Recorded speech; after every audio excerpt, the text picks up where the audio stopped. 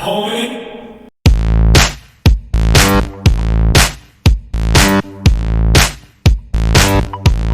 What's up, strongest men, women, and children from blocks all around the world? I am my block's strongest man, and tonight I have a very special guest for you, pro strongman Josh Hatfield. Josh, how are you this evening?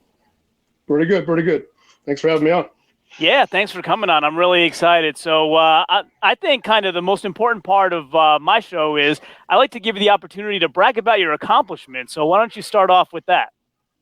I won an invite to the Pro Arnold Strongman in 2020. That was one of the first things. Very excited about that. Super disappointed it got canceled, but these things happen. Then I went to Nationals that year, or last year, 2021, and I came in second, earning my pro card and getting the pro status to be able to do pro shows. So nice. Was that USS Nationals or SC? Strongman Corp. Nice. The Arnold invite, the Pro Arnold invite to Australia was a USS show, and then the Strongman Corp was Nationals. Interesting. Awesome. So how did you first get into strongman? I'm betting that's a pretty interesting story. So I was playing community college football and trying to work my way up, and I got an injury, took a shot in the knee, and when I recovered, I was training all the time for football, and when I recovered from my knee injury, still training all the time, a buddy of mine kept trying to get me to come down to this CrossFit gym that had strongman in the back. And I kept telling him no, and finally he convinced me to come down. I come down, and first time I was down there, ran farmers and loaded stone and met Grant Higa, and really just fell in love with it after that, and started training all the time and competing and just trying to work my way up. Yeah, Grant's a super respected strongman for sure. A lot of people look up to him. Yeah, Grant's a good guy. Grant's helped me quite a bit along the way. Taught me a lot. Showed me all the ropes. Showed me how to do stuff. Yeah. Nice. That's awesome. What position did you play in football? I was pulling guard. Loved it. The favorite position I ever played. And had my block, and they tackled the running back right in the side of my knee, tore my meniscus and my MCL, and I was done. Yeah, I mean, you hear stories like that often where it's like pro wrestling, too, is that way. Like, I used to play football. I was told I could never play again, so I did this. Like, what is it about strongman that is okay to do it when you couldn't do football anymore? Like, you can get hurt with strongman, too, can't you? Oh, 100%. Any one of those workouts can cripple you. But, I mean, it's the adrenaline and the pushing yourself, and it's much more independent, which was something new to me when I first started out with this. Is because I was used to team sports, never did a ton of individual, and so walking out on the platform by yourself, like it's on you to lift the weight, you know, and so I really fell in love with that part, you know what I mean? And it's just it's a good time. Yeah, I mean, I would say, you tell me if you agree, it's an individual sport, but you get a lot of support even from your competitors. Would you say that's a fair statement? Oh, 100%. A bunch of great guys, especially the higher up you get. Everybody's out there supporting each other. Everybody wants to see everybody else succeed, helping each other, showing each other tricks. Yeah, it's a great atmosphere for that kind of thing. Afterwards, buying each other beers and we're out there trying to beat each other 100%. Like, but once you get done, and it's just a brotherhood, and that's like one of my favorite parts about it. Yeah, I've heard from people who have done both powerlifting and strongman that it's night and day. Like, powerlifting is kind of, I want to focus, leave me alone, whereas strongman, it's like, let's share some food on the sidelines. Oh, yeah, we're sharing candy and whatever else everybody has, brownies, you know what I mean? It's a great time. I've never done a powerlifting meet. It's something that I'd like to do at some point. So I don't know about that, but yeah, I've heard much more focus on the powerlifting side. But yeah, strongman's a lot of fun. Everybody's out there having fun, joking around, talking shit to each other. It's a great time. What do you think about powerlifting's focus on basically 3 lifts, whereas strongman can be, I mean, within reason, but it's surprising, right? Like within maybe, 50 things, you can do 8 of those things during a competition. So it's more surprising or kind of less expected or predictable. What would you say is kind of, which do you prefer, being able to know what's coming or the unpredictability? I like the variety. I mean, honestly, for me, powerlifting training slightly boring. I loved being able to jump in and have different events. You know what I mean? We all hit our squat, our bench, our deadlift. I mean, strongmen still do all that. But then I hit my farmers afterwards or my stone loading or whatever. That makes the day a lot more fun. You know what I mean? Powerlifting is great, and all those guys are strong as hell. But to me, it's just like it gets boring, and that was why It's repetitive, yeah. Yeah, I mean, you're doing the same stuff all the time, and obviously trying to hit a bigger and bigger total, and that's why you're doing it. But I like being able to get done with my squats and be like, oh, I'm doing a load stone, you know what I mean? Or I'm going to run farmers after my deadlifts, or you know what I mean? That's where I get a lot of enjoyment out of it. Yeah, yeah. A lot of variety, and having to be ready for 5 different events at every show. You know what I mean? You get to the pro level, and you have to be good at pretty much every event. You can't really have a bad event going into these kind of shows. You know what I mean? That's true. Yeah, I mean, Yeah, go ahead. You just have to be super well-rounded. Absolutely. Speaking of, you were supposed to compete at Mammoth in January, right? And then did you have to pull out? I pulled out. I had a bicep injury leading up to it, and I was fighting it, and finally just made the call to just pull out. Just wasn't worth trying to injure myself more with shows coming up, and just it was a rough decision. And I still went, and Higa was competing in the Masters. So I still went and seen all the guys in the pros and cheered on Higa and helped him out. So I mean, it was a good time. It was a really good time, but it was hard to watch and not compete. It was super hard to watch. I didn't bring my bag. I didn't bring anything. Just cut myself off of the knees, and because I was like, was a terrible idea to try to push that. It is, yeah. I mean, they had a situation with the truck pull there where it didn't happen. But if I recall my research correctly, you're good with truck pulls. Am I right? Yeah. I won the truck pull at ASM. Truck pulls I usually do pretty well. Carrying events I usually do okay too. But yeah, I liked the events. I mean, they were heavy and looked tiring, but I liked the events, so I was super excited. But I just had to make the decision not to fight another day. Fight another day. I've done a bunch of shows. I went straight from Nationals to ASM 3 weeks, and then it was like a couple months into Mammoth, and my body was taking a beating, and I just made the call. Oh, you did ASM 2020, so that close to Mammoth. Yeah, so I won Nationals in end of October. Won my pro card, which gave me a chance to compete at pro shows, and the ASM was November 7th, so about 3 weeks later. So I was like, yeah, sign me up. Let's do it. Nice. ASM is pros only? ASM is pros only. Yeah, you have to earn the pro card to compete there. Nice. So you competed with Marcus then? Yeah. Awesome. Marcus and Ortmeyer and Jose, everybody. Yeah. Oh, that's right. He was there too. I forgot about that. He's going to Worlds this year. I'm pretty excited about that. What do you think? Oh yeah, super excited. I was picking his brain. I went down training with him a month ago or so, picking his brain as much as I could get. You know, he knows a ton about the sport and tricks to everything, and trying to get as much information as I could.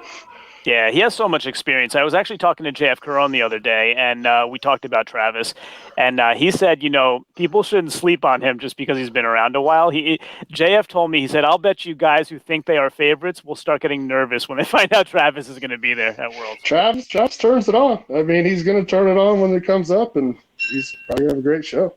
Yeah. He was at Mammoth, too. He had a great showing at Mammoth. Yeah, when the shows come up, you got to be able to just turn it on, and he's very, very good at that. Absolutely. What did you? Speaking of Mammoth, what did you think of so much going on at one time? Like, that was pretty nuts. A lot for David to handle, but he did a pretty good job with it. But a lot for him to handle.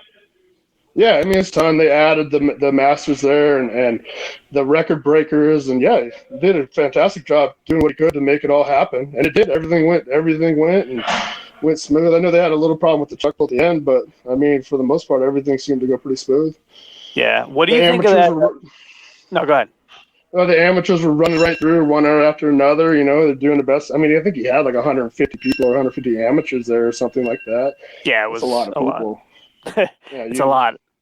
Now a word about Go Hard Labs. Are you looking for a pre-workout that doesn't make your skin crawl but still gives you some solid energy for your workouts, or even just to get through your day when you're exhausted like I am from making all my YouTube content? You should check out Go Hard Labs and use my code MBSM10 to get 10% off of your purchase. They're taking pre-orders now. The product is so popular that they've sold out. Make sure and get your pre-order in so you can get your Driven from Go Hard Labs as soon as it becomes available. And again, make sure to use my code MBSM10, stands for My Block Strongest Man, to get your 10% off. And now back to today's topic. And he had Highland games there too, going on at the same Yeah, time. they were on the other side. They were watching them. That's fun. That's one of those things that you kind of want to go try one of these days. It's just kind of hard to find where to do that. Yeah, absolutely. They had like, I'm not familiar with those events, but they had a sheath throw. Like, I guess it's a stone in some sort of sheath, and you have to swing it over, kind of like a keg over bar, but a ball like in a sheath. Yeah, it's like a hay bale. It looks like a hay bale or something. And I mean, I was kind of watching it because I was kind of walking around bullshit with everybody because I couldn't compete, and watching Higgin when he went. But like, so I was watching the Highland Games quite a bit, and yeah, it's an interesting sport. It's one of those things you kind of want to try, Yeah, absolutely. And when they were throwing the log, I don't know what that one's called, Camber Toss. Camber Toss, that kind of stuff. Yeah, that stuff looks cool, They had what? Do you ever watch the show Strongest Man in History? Yeah, I've got a few of them. I haven't seen them all, but I've got quite a few of them. They had one with the caber toss where Eddie Oberst, Shaw, and Nick Best were doing a caber toss. So I guess like the idea is you have to flip it over, but it's harder than you think because it doesn't balance, and you have to get it straight. So if it goes off at an angle, like they don't count it. Yeah.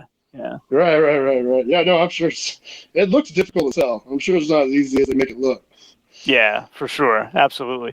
So kind of rewinding a little bit, what do you think is something about kind of your background, your roots, your upbringing that people might find interesting that they wouldn't know about you? Came up, grew up on a farm for the first few years of my life, throwing hay bales and stuff like that, and worked on trucks, and probably where my grip strength came from. I mean, nothing super crazy. I mean, strongest people always come from farms. I hear this story a lot. Farm boy stuff. You just out there. I mean, that's all strongman is farm boy stuff. Pick it up and move it. It is. Yep. The faster you do it, the faster you get done. Yep. Did you watch Worlds on TV growing up? Oh yeah. I mean, they used to play it on.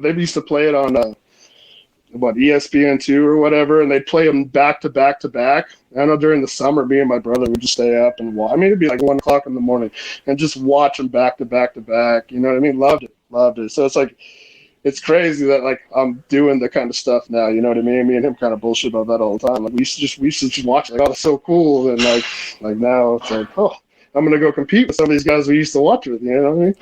So that's crazy. Yeah, I mean, I'm older than you are, so different generation. But who did you watch growing up? Who were some of your favorites? Watched Ortmeyer quite a bit. Derek Poundstone was another one. Mm-hmm. Those are definitely the two that I watched a lot. Derek's coaching now. Yeah.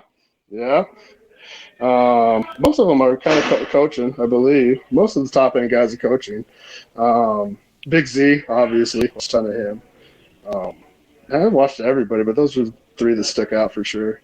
Yeah, Derek is mentioned by Big Laws quite a bit as being the strongest man to never win World's Strongest Man. Would you agree with that? I agree with that. Very strong. Very strong. Watching some of his videos that pop up on like the Facebook and stuff, it's just like pressing the blocks and making it look so damn easy. So yeah, it's unbelievable. Yeah, I used to watch guys like Samuelson, Manfred Holberl, who else? Pujanowski, definitely. I like Pujanowski. Yeah. Terry Hollins. Used to watch a lot of Terry Hollins. Nick Best. Yeah, I used to watch all those guys. Nick's incredible. I mean, like, I don't want to make him sound like he's 80, but he's like older than, everybody else he's competing against, and he's right in there with everybody. Like, he's incredible. On some of those Strongest Man in History episodes, there was one where it was, I don't know how to describe it. It was kind of like a circular bench with a bunch of people sitting on it, and I guess you would call it a backlift. Like, he's standing up on top of the whole thing, and I think it was down to him and Brian who lifted more than everybody else, and I forgot what the weight was, but it was like 4 digits. It was ridiculous amount of weight. Oh, I think I've seen it. Yeah, they got up to like 1,700, 1,800 pounds or something more than that, I think. Yeah, I think I saw that one. That was like a yoke pick, like something like that. Yeah, Exactly. that's Yeah. crazy. Yeah. Unbelievable. But so thinking back to farm days, can you ever think of like something weird you used to pick up where right now you think back and you're like, it all makes sense now? Hay bales, man. Just Yeah. running them down, getting them where they need to throwing them up. Uh, that's about it. Nothing super crazy. All right. Yeah. Nothing that pops in my head. JF told me they used to deadlift quads, like the four wheelers. Like I mean, we him used and to his just cousins. move. We used to just move stuff, and Yeah. I mean, even at work, man's pallets get stuck, and I just grab it and fucking reef on it and get it straight, stuff like that. Yeah. You know Yeah. what I mean? So I mean, it comes in handy. It's very functional strength. Comes in handy from time to time. Yeah, for sure, for sure. I didn't grow up on a farm, but and I'm nowhere near your level of strength, but I enjoy that kind of stuff too. Like, I worked at a store as a kid, and we sold the 5-gallon things of water. So my thing was, I lived like I don't know, half a mile, 3/4 of a mile away, and I'd walk it home instead of driving it home. And it's up a hill, so I just carry it the whole way, and it's a good workout by the time you get home. Right, right. Yeah. Oh yeah, you're feeling it for sure. Yeah, for sure. So what state are you in? I forget. And where in the country are you? I'm up in Washington, just south of Seattle. Oh, nice. Okay, cool. So yeah, this guy I collab with is in Washington State too. Hunger Smash Fitness. If you ever want to check him out, he's a cool dude too. Okay. Yeah. So for people that aren't familiar with that area of the country, what's the best part of Washington State culture in your opinion? The culture, oh man, the nature out here is amazing. The mountains and the ocean, and it's beautiful. It's a beautiful country out here. Like anywhere, it's 75 degrees and sunny today, and all you want to do is go out and see the mountains or go down to the water. It's beautiful out here. That's great. Yeah, I got to come down and make a trip one day. I'm in New Jersey, so a long trip for me. Okay. Yeah, pretty much opposite, right? Yeah, that's crazy. Awesome. So looking back on your childhood, would you say you had a hero growing up or somebody you looked up to, and has that changed today?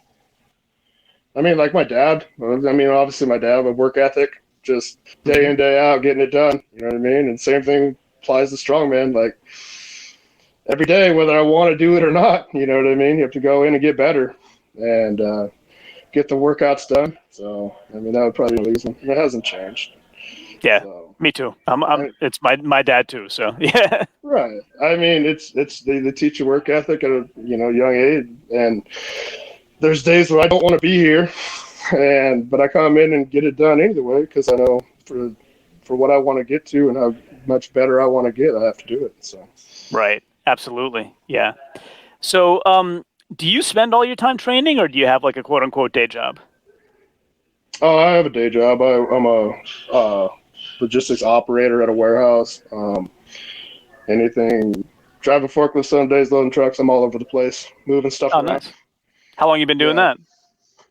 8 years, and then I usually go from there to training. So I was working 10 to 12-hour days, and I come in here and train and go home and eat and sleep. Wow. What's your training split usually look like? And I guess it varies whether you're gearing up for a contest or not.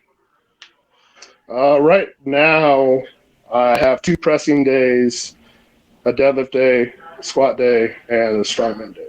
Because I'm working on trying to build my press, my weakest event. So trying to build that up. Nice. What was the event that first got your attention in strongman where you saw that and you're like, I got to do that? It was stones at first, and once I kind of got into it a little bit more, I really liked the farmer's walk.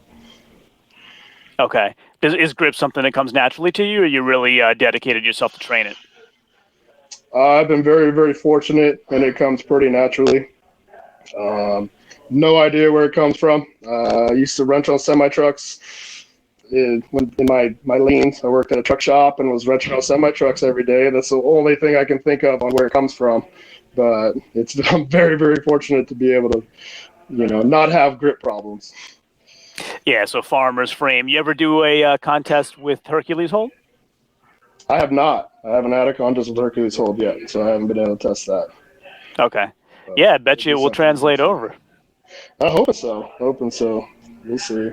there's certain things like pinch grip I'm still not great at, but like holding bar, like I never had them. So. Okay, so is your grip training just like training the farmers and not any kind of accessory to that? I very rarely do any accessories. Some days I'll jump on the Rolling Thunder to have fun or whatever, but I rarely train anything for it. Train. If I have a farmer's day or whatever, that's my training for grip. Yeah. Or frame day, I'll go as heavy as I can on frame or something without straps. But that's about all the training I do for that. Okay. Yeah, I saw Big Laws doing a one-handed lift with Rolling Thunder the other day, and I was wondering, like, what would somebody who's never done this before be able to lift? And, somebody answered on the forums, like, 50 kilos. I don't know. I don't think I can do 50 kilos the first time I ever do it. I mean, it's the average. Some people have great. It's really one of those hit and miss things. You know what I mean? What you're doing coming up is going to help out or hurt you a little bit. You know what I mean? So, yeah. Sometimes you're lucky. Sometimes you're not. I got lucky with it. Yeah, for sure. So you were talking about stones before. What would you say is the thing people don't realize about stones that you need to do well to be able to succeed with them? Don't think about it too much. Just get down there and grip it and rip it. I mean, you're not gonna get a perfect hold. It's round, so get on there, get a decent stick, and pull on it. That would be my people play with it too much, trying to get a good grip on it, and you never get down there, get a good hold and pull. That would be my biggest thing. That's what I tell people here when they're training and playing. Just grip it and rip it. Yeah. All right. That's good. That's good feedback. If I ever get my hands on one, I'll remember that and try it out. Yeah, I mean, the longer you're down there, the more energy you're burning. Just get down there, get a good stick, and pull on the damn thing. Yeah, it's interesting you say that. I kind of use that philosophy too. Like even shooting baskets or playing tennis, like just hit it. Like don't think too much because you're gonna overthink it. Sometimes you get in there, you think too much, and you mess it up. I do that on my deadlift sometimes, but but sometimes a lot more technique to it, so you got to make sure you're hitting all your cues. Yeah, I was asking Travis this too. What do you do to warm up for deadlift? Because I'm the type where I work a desk job, my weights are in the other room, I run in there, do a couple sets whenever I can, but I also want to warm up properly to number one, not get hurt, and number two, maximize what I'm lifting. So how do you warm up for deadlift? Right, I do a lot of core work, a lot of I like an ab roller before I do my deadlifts. I'll hit the ab roller for a couple sets of 10 and just kind of get the core firing, bunch of band work, get my hamstrings going. I mean, obviously lightweight, start off, 2 plates or so, hit it for, a few, 5, 10, something like that. Really focus on everything firing. Hip circles, huge fan of the hip circle. Okay. If I'm coming in for a heavy deadlift, I'm hitting bands, getting my core fire, and get my hip circle on, get the glutes on. So those would be my recommendations. All right, and then as you work up on your sets, you just add a plate each time until you get close to your max, and you're adding 25s or whatever? Usually we start with hundreds, and then we start adding plates. That's typically how we go about it. Okay. Till we get to about mid-7s, and we'll maybe do quarters or something. Okay, cool. Yeah, mid-7s one day.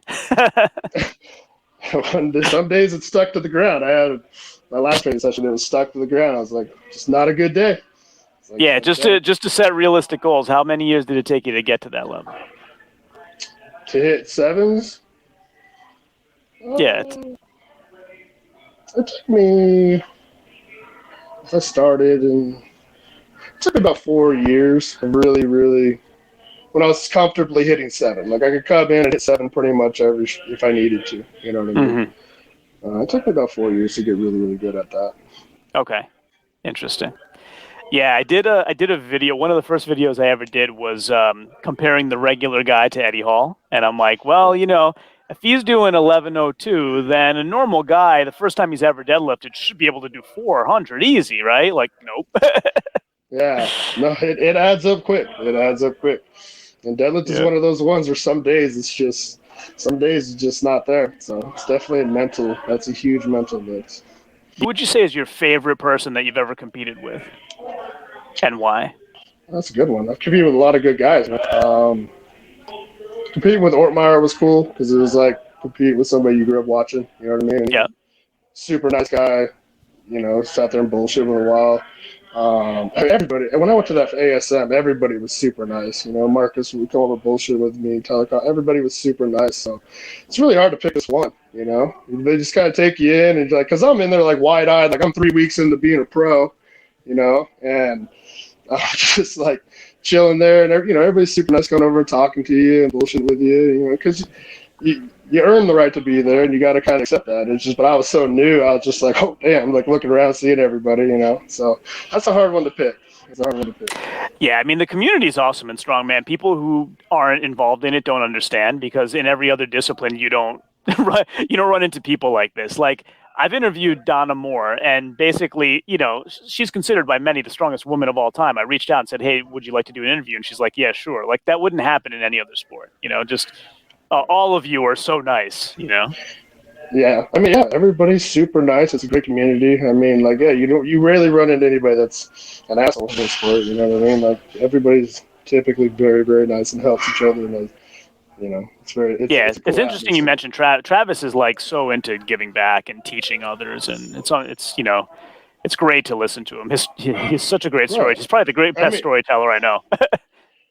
I mean, everybody I've talked to, and if you hit somebody up on Instagram, I mean, ask them, you know, something about a lift, you know, they're all more than willing to be like, oh, this is kind of what I do to make it a little bit easier or whatever. Mm-hmm. You know, everybody's super into giving back, or, you know, what do you do for grip or whatever, you know.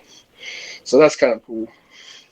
Yeah, I mean, like I like circus. I don't use it. I don't have a real circus, but I have fat grips. So I just put a fat grip on a regular dumbbell, and I'm trying to learn circus. And so I asked, I don't know if you know Anthony San Lorenzo. He just competed at Clash on the Coast. He's a middleweight pro, 105. Okay, yeah. And yeah, so he goes by Muscles Marinara on IG.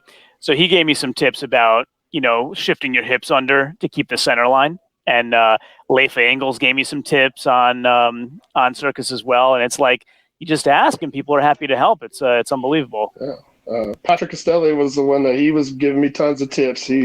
When I first started doing circus dumbbell. So yeah, he was one of the top end lightweight guys a couple years ago. Okay. Yeah. He was shifting your hips and center line. Yeah. Everybody's super helpful. Yeah, Leifa's tip was really cool. So if you watch, she has a YouTube video about it actually, and she doesn't stand over the weight. So it's like out here. So basically stand over the weight, take a step back so you can barely reach it. Then when you pick it up, it swings between your legs and it swings back up. So you use momentum to get it onto your shoulder and you don't waste any energy. And basically you have almost all your energy left for the press, right? So I tried doing that. Yeah, go ahead. Yeah. No, I was going to say, I tried doing that, and like my PR went up 10 pounds by not being any stronger, just by technique, you know? Well, yeah, you're wasting less energy. I hate circus. It's my least favorite event out of strongman. Is it? But I try to get and I was training it with Rob Kearney a couple of weeks back, and he was showing me how to belt clean it. And Okay. Same kind of thing. You don't burn it half as much energy. It feels great when it gets to your shoulder. Yeah, so that was really helpful. Oh, he belt cleans a circus dumbbell. I never thought of that. Yeah. Wow. Huh. Interesting. I never thought of that. Mm-hmm. Yeah. He's helpful. He's a reserve at Worlds, I think. So he, you never know. He may get in if folks can't get out of their respective countries and whatnot. Yeah. He's an alternate going down and hoping he can get in. Yeah, it'd be great to watch him again. He's, I'm glad he's recovered. Yeah, he's coming back and strong as hell. Yeah, Gabe Pena is. I think he told me he was told he's first reserve, so first person who isn't able to make it. He's in. I have no idea what order, how they're going about any of that. Yeah, but it'll be awesome to see him. Gabe has an incredible deadlift. Gabe has a very, very good deadlift. Yes. Yeah. It'd be nice to get to 1,000. It'd be nice to get to 900 one day, let alone 1,000. Yeah, absolutely. You got a favorite at Worlds this year? Man, JF Corral's looking really good, really strong. I don't know, probably not a favorite. I just kind of like to see how that plays out. Yeah. Everybody's looking super strong. A lot of people took that COVID year off, and everybody's coming back. Jerry Pritchard's looking strong as hell. I mean, like a lot of guys are coming back, actually healed up. So it's interesting to see. It'll be interesting to see how everything plays out.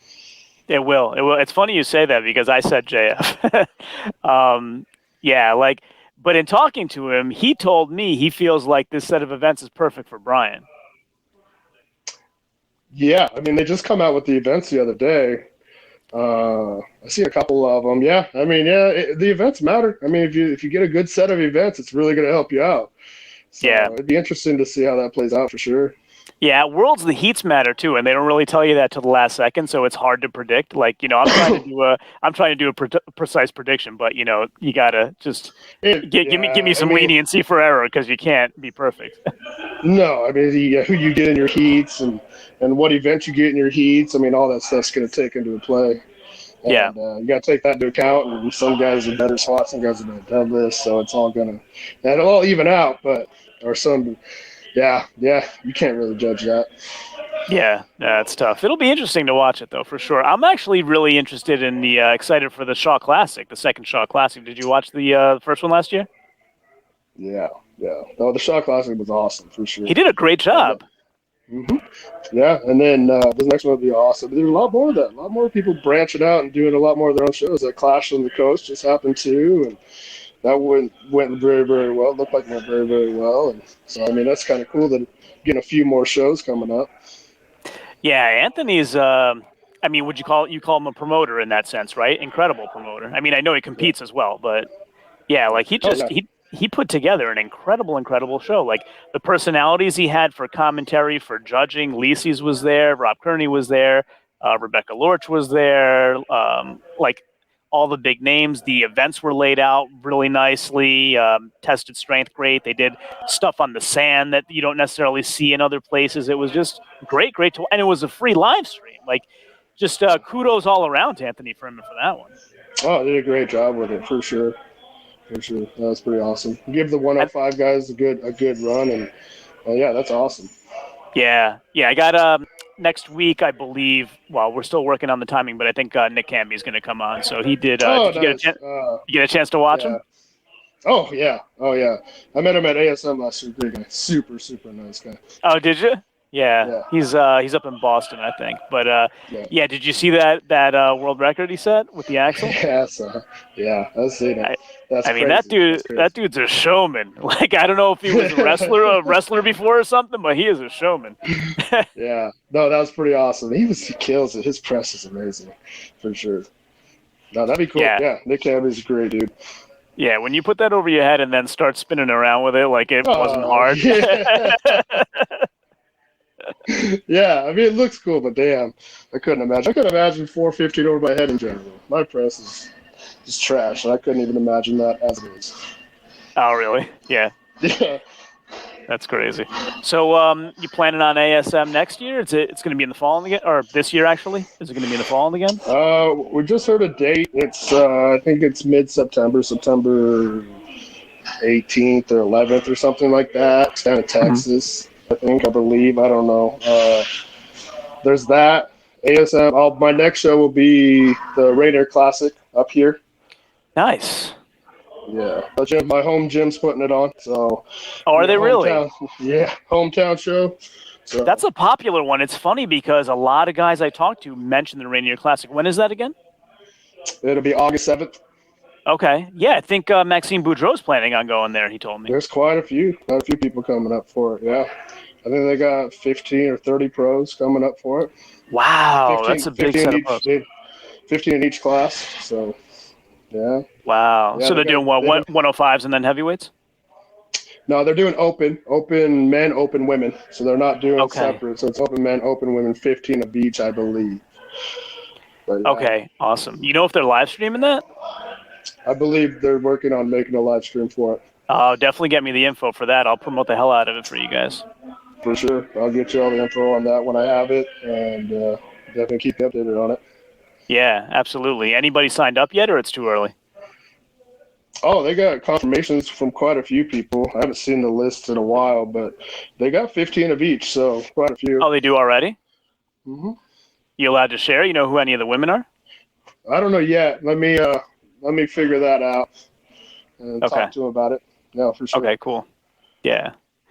Yeah, I like to give them support for sure. There's some beasts there as well. Jessica Fithin and Corey Butler, like a lot of incredible women. Yeah, no, that's definitely they wanted to have a class for the women and a class for the men and do both each or one of each. So Yeah, Corey just no, set for an sure. American record too at Clash. Yeah, yeah, and Mr. Peacock came in behind. That was crazy. It's crazy to watch that girl. Yeah, It's crazy. It's a lot of weight. yeah, yeah. Melissa ended up with the world record after, right? I Yeah, yeah, believe Corey got the world record, and then it became an yeah, American record because Melissa beat her. Yeah, yeah. But she had it for about, I don't know, what, 10, 15 minutes or whatever it was, and then Melissa came in yeah. behind her. She Yeah. actually, since you were at Mammoth, you know what happened there with her record attempt at Mammoth? Didn't they get mixed up and they didn't give her the right weight? No, they gave her the right. Well, the weight they told her was a world record ended up being Strongman Corp record, but not a world record. So she thought she broke the record, but then found out after it wasn't, and that's why she reached out to Anthony to try it at Clash. Yeah, it's awesome that he let record breakers happen there too. It is, yeah. Yeah, for sure. Yeah, Walk Nadia off Stowers records. also, right? No, it was cool to watch. That was an awesome thing. Excited for next year just to be able to watch it. Yeah, absolutely. What'd you think of the events? The one that really kind of got my attention was the squat a little bit, like with the big giant globes, and they seemed a little hard for some guys. A lot of guys zeroed it. What did you think of that? Well, that's World's Strongest Man style. They have that every year at World's Strongest Man, and you watch guys and they bounce, and you know what I mean. It's the balance is more than the squat. So you watch the guys on World's Strongest Man bounce out of that too. I couldn't imagine. I couldn't imagine how that would feel. Yeah, Especially if you hit one side first and you're trying to balance it out. Sounds awful. I get tied to the guys I root for. So Anthony San Lorenzo, he did that. He was like a little bit off. So I'm like, oh, they don't have it adjusted right. It can't be him. It's their fault. Yeah, I was up here helping Dan Hughes. Dan Hughes trains around here, and he killed it. He had a great show at the class, or a great show for the Clash. And man, I was watching him train, and I was like, oh, that looks terrible. That looks terrible. Yeah, Dan did great. A bunch of guys did really good. Richard, how do you pronounce his last name? Maxigemba? He did really well. Yeah, a lot of guys killed it. Yeah, it was awesome. It was awesome for them to get a lot of an opportunity to compete like that. Yeah, absolutely. You going down to 105 anytime soon? Not anytime. I'm losing a little bit of weight, but I'm still hovering about 320. So I'm not quite in the ballpark of getting down there. I'm glad you took it as the joke I meant it. Man. I'm trying to get bigger. The guys that I compete with are just monsters. At the Mammoth, when I was hanging out with everybody, just monsters. I was like one of the lightest guys there, at 315 or 320, whatever I was weighing. Everybody else is huge. I'm like, God, I got to start eating more. That's funny. Yeah, Bobby's a little bigger than that, right? What is he, like 340 maybe? I think he's like 340. Marcus is like 335 or 340. And Jose's like 335 or 340. They're all about that range. But I'm a little bit taller, but not as big. Jose is the nicest guy ever, too. I was chatting with him the other day on IG. Oh, yeah. Great guy. Super nice guy. He was in the back at ASM offering brownies and stuff. You know what I mean? Yeah. Oh, that's funny. Offering food and stuff. And no, man, everybody's super nice. Yeah, it's funny how you connect them all, because I interviewed Gabe Pena, like I told you, and I asked him who the same thing I asked you, who was your favorite guy to compete against, and he said Jose Baez. So I noticed that he was making an attempt at Clash, so I started researching him a little bit. I DM'd him to say hello, and we just back and forth, and I'm like, wow, this is a really nice guy. Yeah, no, man, you don't find very many that aren't super nice, so that's super nice about this sport. Yeah, absolutely. So you were talking about you're about 315. So what would you say? I mean, that would make you super heavyweight, right? There's no limit. There's no limit. Yeah. Anything above 231 is heavyweight. So you got 231 or above. Yeah. So some contests actually have a 300-pound limit, right? And then they have heavyweight and then super heavyweight. So what do you not at the pro level. Not at the pro level. Okay.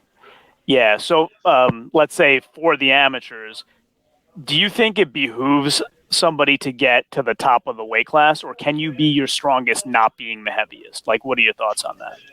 You could absolutely be your strongest. Not, I mean, mass moves mass, and to a certain extent, but like, it depends on what your body and your frame looks like. I mean, if you get to 340, but you can't move worth a damn, it's not going to help you out in the long run. So if you compete better and you feel better and you're stronger at 310 than you are at 340, run it at 310. You got to really just listen to your body. You know what I mean? Yeah. Me personally, I like to sit about 325, 330. That's usually about where I sit my strongest. Don't really need to get any heavier than that. That's why I was about nationals. I felt super good about nationals, and so that's what I'm trying to get back into. Just hard to eat all the time. Yeah, I was going to ask you about that too. Like, I think people who don't compete don't understand the eating component of strongman and how tough it can be. Like, is it something you really had to get used to over time, or and are you used to it, or is it still still a bit stressful? When I really started taking it seriously and tried to make a run for my pro card, like it definitely turns into work. You know what I mean? You're planning your meals and prepping your meals, and it's not stressful, but you're thinking about it all day long. Like when my next meal's coming, and what I'm gonna do, and how many calories I've gotten, and how I'm gonna feel for the next workout. If you can't miss a meal, your next day is gonna be shit, and so it's definitely something you have to take into account. And they're not lying when eating is the hardest part. I love training. I'll train all day long, but when it comes to eating, I can eat a good amount. Like I've done a few eating challenges and stuff like that for fun. But I mean, as far as I don't usually eat if I'm not hungry, but you have to learn to feed yourself even if you're not hungry. You gotta get the calories in. Right. Yeah, it's interesting. How did you get into eating challenges, by the way? Oh man, it's because I'm the big guy when we go out and they're like, oh, they have a 7-pound burger, Josh. Why don't you try it? I'm like, all right, yeah. Send it my way. What do I win? Oh, you get a free burger and a T-shirt. I'm like, will do. You got to eat it in half hour. I mean, there's a couple up here, so I've done a couple and one, and I've lost a few. And it's just fun. I'm usually miserable afterwards, but I can imagine. Yeah, trying to digest all that. Yeah, right. That's funny. So you mentioned the Rainier Classic. What else is exciting on the horizon in your future that we should watch out for? I mean, really, I'm just prepping for the Rainier. Really, just trying to get dialed in for that. Heal up, make sure I'm healthy, and give it my best shot. Hometown show for me, bunch of family and friends, and everybody's going to be around because it's only about half hour from everybody. I know. So I'm hoping to have a good show there, and then ASM, obviously. Excited to compete at that again, and ideally do OSG in November. Those are my big three right now. Nice. Yeah, it's good that OSG's back this year, huh? Because they didn't do it last year. Yeah, they shut it down with everything, and hopefully they can come back and it'll be good. Do you automatically qualify, or do you have to be invited? They have the online qualifier. I know they did it last year, and then I heard they're going to do another one this year when it comes a little bit closer. So I still need to qualify because with everything getting shut down last year, I didn't even bother with it. Okay. All right. So I'm just waiting to hear when that comes out. I'll put in my numbers. All right. Cool. Interesting. All right. Well, I think the way we should wrap up is why don't you tell everybody how they can follow you, keep in touch, just know what you're up to, and anything you'd like to promote. I don't know if you have sponsors you'd like to shout out or anything you'd like to promote whatsoever. Feel free. My Instagram's GorillaGuy20. The biggest thing's the gym. The gym's putting on that show in August, the Rainier Classic, Dungeon Strength RX, and we're doing our best to put on a great show. So those are the two biggest ones. Awesome.